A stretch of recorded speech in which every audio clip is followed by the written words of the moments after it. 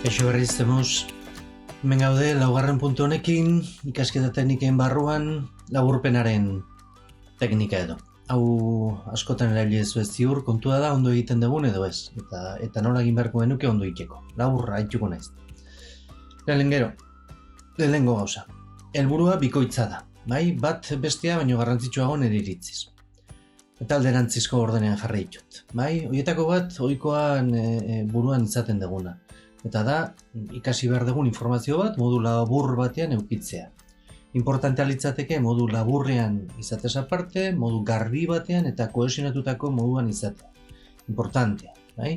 Hortarako bigarrena, keda benetan esanguratsuena ikasketa teknika hontan. Guk laburpenak egin beharko genituzke, bai, izateko, gero ikasteko edo errepasatzeko testu motzago bat, informazio hori labur bilduta edo, baina batez ere nire burmuinari laguntzeko informazio hori barneratzen, hau da, ulertzen.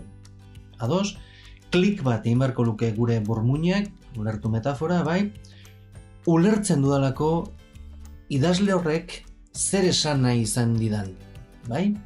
Hori da klabea laburbiltze egoki bat egiterakoa. Hortarako, ezinbestekoa da informazioa lantzea, ondo lantzea, azpimarratu adibidez aurreko bideoan ikusten genuen bezala, ulertzea eta modu koherente batean edo laburbiltzea. Ez da testua, bai, agertzen den bezala hartu eta kopiatu eta pegatu, esaldi batzuk kenduta. Ez litzateke izango komenigarria, paragrafoka laburbiltzea ere. Importantea, kohesionatu behar egin behar balima dut laburbiltze hori, gai hori edo galdera hori osotasunean ulertu alizatea. Gero nik laburpen hori gina izan dezaket beste modu batean, beste orden batean, idazleak idatzi duen beste ordun batean. Bai?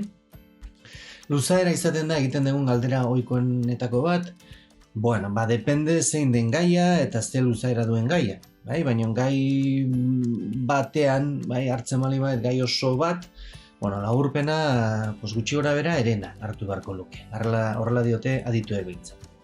Aurretik, aipatu duguna. Ondo ulertu, ondo irakurri modu sakon batean, esangurotxo batean, bai? Eta azpimarraketa egoki bat egin aurrekoan proposatzen izkitzuen tekniken bidez.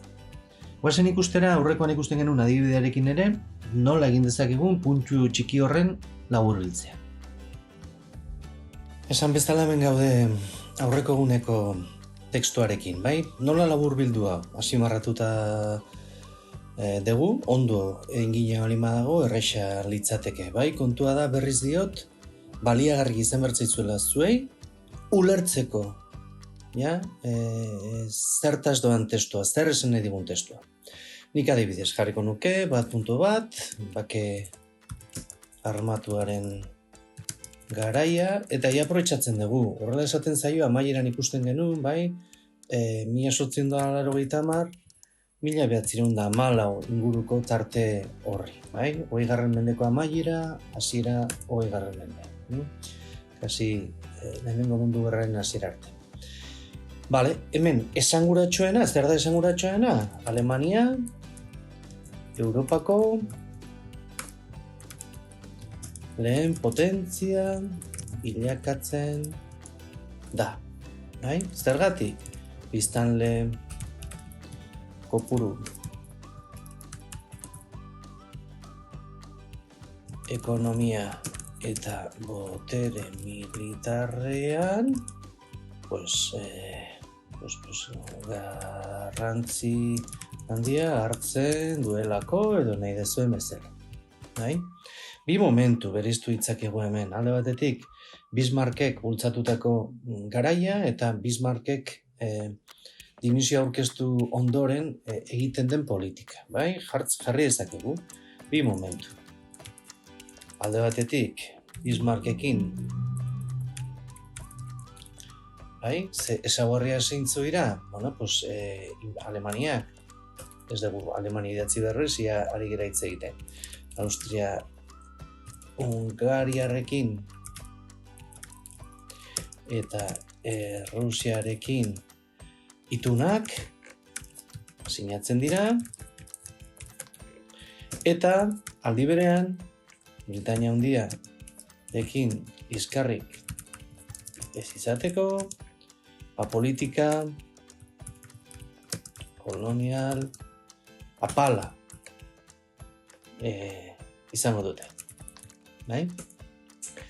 Hala ere arazo bat sortzen da. Badago arazo larri bat, Balkanak, bai?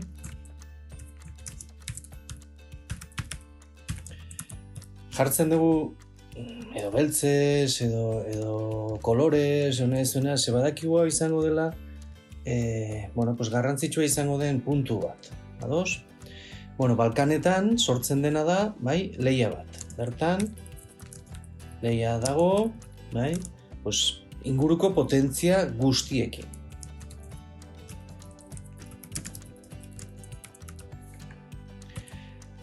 Bismarcken ondoren, eta jartzen dugu data,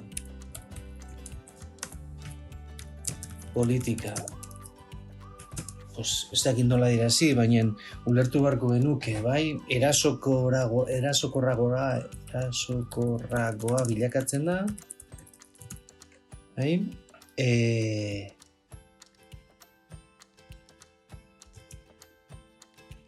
politika koloniala zabaldu egiten da,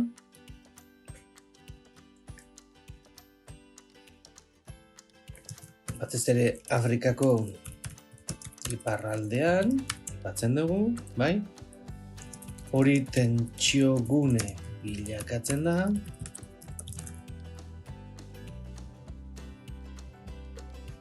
Eta Europan,